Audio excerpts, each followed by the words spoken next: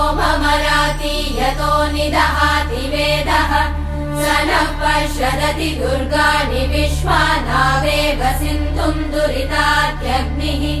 तामग्निवर्णाम् तपसा ज्वलन्तीम् भैरोचनीम् कर्मफलेषु जुष्टाम् दुर्गाम् देवीगुम् शरणमहम् प्रपद्ये सुतरसि तरसे नमः अग्ने त्वम् पारयानव्यो अस्मान् स्वस्तिभिरति दुर्गाणि विश्वा